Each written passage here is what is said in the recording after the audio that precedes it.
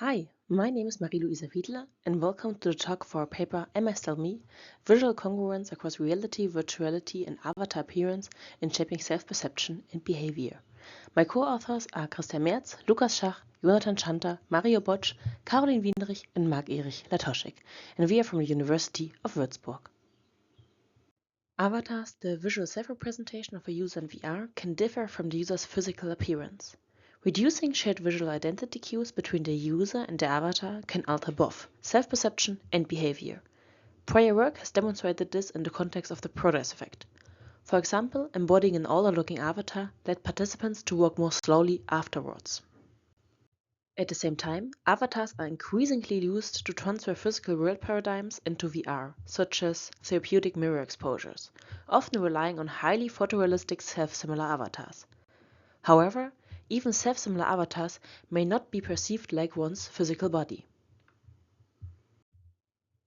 In fact, only one study has directly contrasted physical self-representation with a self-similar virtual avatar in VR.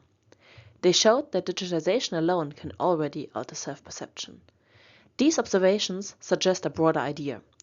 Digitization alone alters self-perception, and further changes in appearance can systematically shift both self-perception and behavior.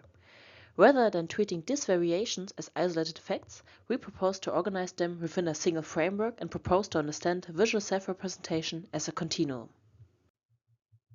It spans from the physical self through graded levels of self-similarity to clearly dissimilar avatars. What varies along this continuum is the amount of shared identity cues between the user and the visual self-representation. Self-similar avatars preserve many shared identity cues and support continuity between physical and virtual selves. As the number of shared identity cues decreases, the self-similarity is reduced. The fewer shared identity cues, the stronger the potential shift in self-perception and behavior. Thus, avatar appearance is not merely cosmetic. Its position on the continuum should systematically shape experience. Yet, we currently lack a direct empirical test of this continuum across physical reality and graded avatar appearance in VR. To test this continuum, we formulated two research questions. First, does VR itself alter self-perception and behavior compared to physical reality? And second, how do different appearances of realistic avatars affect self-perception and behavior? To test the continuum, we conducted a four-condition within subject design. We manipulated the visual self-representation by progressively reducing shared identity cues between the participant and the visual self-representation across conditions, while we kept the environment constant using a digital twin of the physical lab. Participants completed one physical reality condition, observing their physical body, followed by 3 VR conditions where they embodied a self-similar avatar, a dissimilar same-gender avatar, and a dissimilar opposite-gender avatar. The physical condition was always performed first, framed as a training task, and the 3 VR conditions were counterbalanced. In each condition, participants completed quiz tasks and movement tasks, which were designed to induce continuous full-body movement. The participants found instructions on what to do on the screen, as you can see in the video on the right. For the quiz task, they found a question on the screen. Then, the quiz task required walking to the correct answer location, as you also see in the video.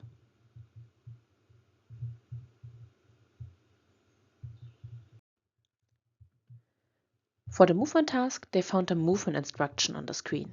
The movement task required walking towards to the mirror, because the mirror tasks were performed in front of it, allowing egocentric and allocentric body perception while doing the task. After each condition, participants completed questionnaires, followed by a final interview.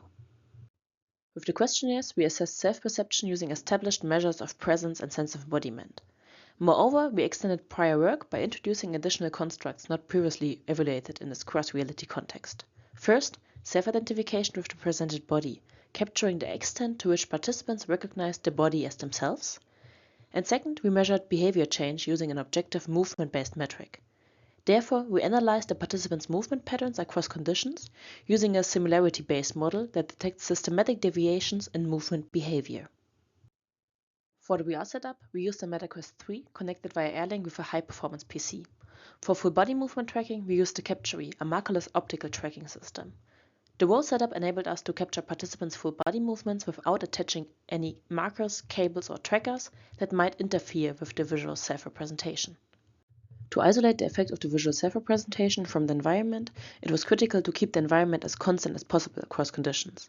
We therefore created a digital twin of the physical lab in VR. The virtual and physical environments were spatially aligned by first matching the virtual ground planes to the physical ground, and second by defining two reference points in the physical room and mapping them to their exact counterparts in the virtual environment. This ensured spatial congruence between both environments. We generated the self-similar avatars via a photogrammetry-based body scanning pipeline, which produces photorealistic personalized avatars. Okay, let's have a look at our results. For spatial presence, we found a significant main effect. Interestingly, spatial presence was higher for the self-similar avatar than for physical reality, contrary to our expectations. However, reliability analysis showed that the spatial presence scale did not function reliable in physical reality context, and this suggests that the instrument may not function as intended outside of VR context. In contrast, general presence showed the expected pattern. Participants reported higher general presence in physical reality than in VR, and within VR, presence did not differ across avatar appearances. For sense of embodiment and self-identification, we found strong and consistent effects. Compared to self-similar avatars, participants reported higher body ownership and higher self-identification in both facets of self-attribution and self-similarity in physical reality. And this indicates that even highly realistic self-similar avatars do not fully reproduce the perception of the physical body. Within VR, self-similar avatars produced higher body ownership, self-attribution, and self-similarity than both dissimilar avatars. The same gender avatar slightly but significantly exceeded the opposite gender avatar in body ownership. Overall, these results support our continuum of shared identity cues. As shared identity cues decrease, sense of embodiment and self-identification also decrease. Beyond subjective measures, we quantified behavior change using an objective movement-based metric. We quantified behavior change by calculating identification error rates across conditions. This metric captures how strongly a participant's movement patterns deviates from a baseline condition. On this plot, the physical reality is the baseline condition. We can see that entering VR already increased movement deviations compared to physical reality, even with a self-similar avatar. On the plot on the right, the self-similar condition is now our baseline condition. So we can make a within VR comparison. Within VR, both dissimilar avatars further increased movement deviation relative to the self-similar avatar. Notably, same and opposite gender avatars produced comparable levels of behavior change.